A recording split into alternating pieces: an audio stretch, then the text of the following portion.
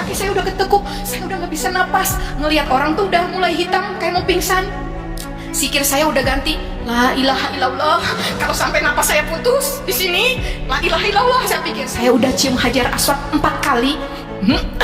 Saya langsung, ya saya pikir sekali aja udah, saya nggak mau coba lagi, mungkin seumur hidup daripada saya mati di situ.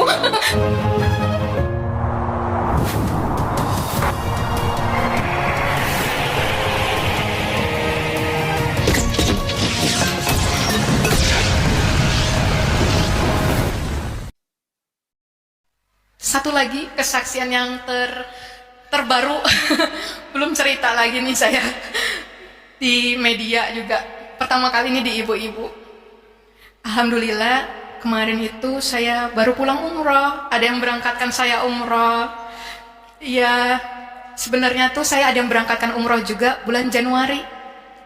Tapi 27 Januari itu harusnya berangkat. 26 Januari itu kondisi kasus Omikron tuh lagi tinggi. Kebetulan saya di dinas kesehatan, jadi bos saya menganjurkan untuk gak berangkat. Udah tinggal resleting ditutup lah istilahnya. Mungkin kalau manusia balik lagi kecewa bisa ya, malu, kasihan yang udah berangkatin, hangus bu 35 juta. Kan itu yang masih pakai karantina, jadi biayanya lumayan besar, 12 hari. Tapi balik lagi saya pikir belum waktunya, mungkin Allah masih mau persiapkan saya lebih lagi. Saya pikir udah, saya nggak mengharapkan orang berangkatin saya nabung aja. Kasihan juga orang tadi uangnya udah ini mau saya kembalikan juga, nyicil ke yang bersangkutan, orangnya nggak mau. Saya cuma bisa doakan semoga pahala memberangkatkan umrohnya juga sudah dapat walaupun saya nggak berangkat. Ternyata saya pikir masih tahun-tahun kapan saya umroh. Tiba-tiba bos saya di kantor berganti, bos baru nggak kenal saya, mungkin nggak tahu cerita saya di YouTube. Tiba-tiba entah dari mana beliau dengar cerita tentang saya dan dengar cerita saya nggak jadi berangkat umroh. Suatu hari saya dipanggil beliau, saya mau diberangkatkan umroh. Saya masih deg-degan, takut nggak jadi lagi. Nggak berani cerita siapa-siapa. Terus saya cuman sholat taubat terus, istighfar terus menjelang keberangkatan tuh. Belum cerita siapa-siapa, keluarga pun belum saya ceritain. Cuman ya Allah, layakkan aku jadi tamumu ya Allah, saya gitu terus ya. Kalau nggak jadi lagi saya nggak tahu gitu ya, mungkin saya terlalu banyak mungkin dosa jahiliyah gitu. Jadinya mungkin sampai itu namanya tanah suci ya, tempatnya Allah gitu ya. Mungkin ya kalau saya belum sampai dilayakan ya nggak bisa gitu kan. Udah saya pasrah gitu. Yang ada tuh mungkin orang excited, semangat gitu ya. Saya tuh deg-degan, takut. Terus dengar cerita sana, dengar cerita sini gitu ya. Tapi masya Allah gitu ya, saya dari mau berangkat tuh udah bilang, ya Allah kasihkan saya teman kamar yang bersemangat beribadah gitu ya. Namanya di tempat, di negeri orang, kalau kita semangat tapi sendirian, takut juga jalan sendirian itu ke masjid. Alhamdulillah saya dapat uma-uma bu, 65 tahun. Ada yang 65 tahun di sini. Tapi semangatnya masya Allah ya, itu tekadnya tuh bulat kalau bisa dibilang ya. Sampai bilang, oma mati di sini juga nggak apa-apa, alhamdulillah katanya. Ih, sholat jenasahin orang sebanyak itu, setiap habis sholat fardu kan di sana sholat jenazah ya. Jadi, mau banget katanya si oma. Tapi saya kan pikir saya lebih muda, saya yang jagain oma gitu. Oma pengen banget masuk Hijr Ismail, tapi kan rebutan bu, rame banget antrinya. Entar aja oma, saya tarik lagi, entar aja oma gitu. Sampai akhirnya tuh mungkin ya tadi suatu saat tuh saya berhasil sama oma masuk ke Hijr Ismail, tapi berdiri, nggak bisa sholat sunnah. Udah oma, kita doa aja, kita baca bacaan sholat sunnah 2 rakaat, tapi sambil berdiri, saya bilang gitu. Udah begitu, pas keluar saya kepisah sama si oma. Tapi kita emang udah bilang, oma kalau kepisah kita ketemu di pancuran emas gitu ya, gitu. Terus saya di pinggir, ya Allah lindungin oma, jangan sampai oma keinjek. Tiba-tiba oma keluar dari arus itu ya, dengan gagah sambil ngelap air mata. Oma abis nyium rukun yamani, oma abis pegang hajar aswad. Masya Allah, alhamdulillah oma, saya bilang, emang oma harus pisah sama Ica ya? Kalau sama Ica nggak boleh ya oma? Saya bilang gitu. Iya, kata si oma gitu. Ya udah, oma kan udah dapet. Nanti oma istirahat. Oma nggak usah ikut Ica ya. Bangun pagi-pagi lagi ke masjid lagi kan ya. Oma di hotel aja. Ica bilang gitu. Kan oma udah dapet. Si oma nggak mau ditinggal. Lagi di subuh terakhir kami di Mekah. Itu kami Mekah dulu, baru Madinah. Alhamdulillah ya. Hajar Aswad tuh kayak sesuatu yang gak mungkin kita pegang apalagi cium. Lihat aja silvernya itu kelihatan tuh udah alhamdulillah bisa kelihatan sedikit ya. Saya nggak kebayang bisa nyium, tapi masya Allah Bu, kita udah tahajud, kita tawaf sunnah, si Oma melipir ke antrian Hajar Aswad. Saya udah mau tarik-tarik, Oma ntar aja Oma. Si Oma nggak bergeming Bu, nggak dijawab saya.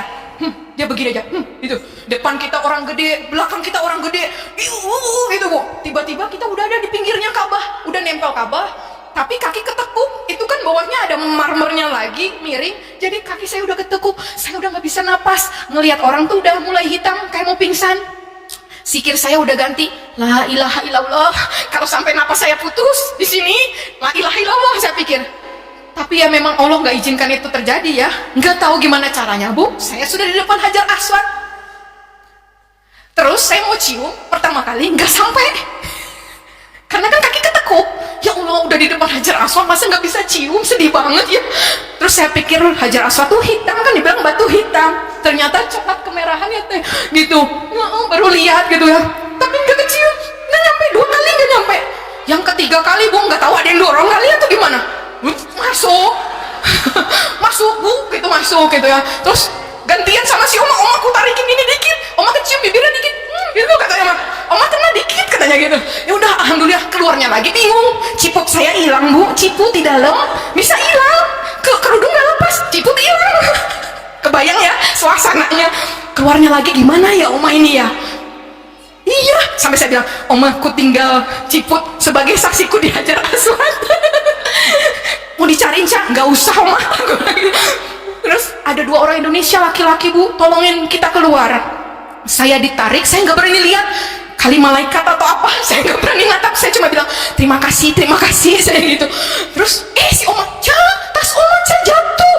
Waduh, saya lagi ditarik keluar, si Oma tuh kayak tenggelam gitu kan. Saya udah di pinggir lagi sama, ya Allah semoga Oma nggak keinjek-injek gitu. Ternyata saya lihat Oma kebenam, beliau merasanya terbuka jalannya. Enggak, Oma justru pas turun orang kasih jalan katanya gitu. Jadi dia keluar dengan gagahnya lagi. Saya udah takut Oma kenapa-napa. Sudah Bu, dari situ kita napas Bu, nungguin subuh ya. Sambil itu kan subuh terakhir di Mekah. Maksud kita teh bersyukur ya. Tapi mungkin kan Allah lebih tahu apakah saya tuh jumawa puas gitu ya dengan wah kayaknya udah ngejos banget nih Oma kita, sholat kita di masjid terus ya, pahala 100.000 kali gitu kan. Kita cium semuanya ya Oma ya, Rukun Yamani, Musola Jibril, Hajar Aswad yang orang megang aja susah, alhamdulillah dapat hadiah ya Oma ya gitu. Allah nggak mau kita kayak gitu. Saya nengok ke kiri, ada ibu-ibu udah lebih tua dari Oma. Saya tanya, ibu dari mana? Dari Medan. Baru datang Bu? Iya baru, saya ke Madinah dulu baru di Mekah. Ibu udah ngapain aja? Saya tanya. Saya udah cium Hajar Aswad 4 kali. Saya langsung, yang saya pikir sekali aja udah, saya nggak mau coba lagi, mungkin seumur hidup daripada saya mati di situ. Tapi dipikir-pikir nggak pernah ada yang meninggal di situ ya, gitu kan. Tapi itu kayak Allah langsung bikin saya, gitu ya. Nggak boleh ya. Terus saya juga pikir tadi kan, sholat di masjid terus gitu ya. Saya tanya, ibu hotelnya di mana? Dia nyebut di mana gitu. Oh tapi saya nggak pulang ke hotel. Loh, ibu nggak lapar? Saya bilang gitu. Enggak, saya minum zam-zam aja. Jadi ibu habis sholat isya, saya di sini itikaf Bu di Masjidil Haram. Saya pulang, saya isyanya masih pulang, makan malam di hotel, tidur dulu, mandi dulu, tidur dulu lah ya, baru bangun lagi, tahajud ke situ lagi. Beliau tinggal Bu di situ, nggak makan makanan hotel, minum zam-zam, kenyang. Saya malu tengok-tengokan sama Oma. Mungkin itu maksud Allah ya, supaya kalau kita belum puas kan kita rindu ke situ lagi, bisa mengikhtiarkan lebih lagi. Di situ kenapa saya tutup dengan hal ini gitu ya? Itu betul-betul suatu panggilan ya. Dari itu saya waktu itu cuma berpikir ketika itu bukan kayak pencapaian saya bisa nyium Hajar Aswad. Insya Allah katanya itu bisa jadi saksi ya, kita pulangnya nanti nggak salah alamat. Ya insya Allah itu batu dari surga, kita bisa semuanya kita dikumpulkan lagi di surga insya Allah gitu. Seperti tadi mungkin belajar dari kehidupan Coach Stephen juga. Mungkin kalau kita hari-hari ini masih mikirin masalah kita pribadi, keluarga gitu, sayang banget gitu ya. Hari-hari ini kita harus berpikir yang lebih besar gitu ya. Ada kepentingan umat yang lebih besar. Mungkin kayaknya, saya cuma bisa masak di rumah atau apa ya gitu. Tapi ya itu kita bergerak di dalam dakwah ini bersama-sama dengan apa yang kita bisa. Saya selalu ingat kisahnya semut ya, yang berusaha memadamkan api yang membakar Nabi Ibrahim dengan setetes air. Kayaknya mah nggak bakal ngefek ya gitu. Tapi ternyata iya, dia cuma mau Allah tahu semut ada di pihak siapa, yaitu di pihak orang beriman. Semoga semua amal soleh kita sekecil apapun diperhitungkan Allah ya ibu-ibu ya, supaya dinilai kebaikan, mendatangkan pahala, dan dinilai Allah kita ada di pihak orang beriman. Kalaupun mungkin umur kita nggak sampai melihat Islam berjaya kembali, insya Allah kita pernah bilang kita ada loh di bagian gerakan itu gitu ya. Insya Allah ya ibu-ibu, kita sama-sama saling mendoakan. Di sini mohon doanya juga Teteh.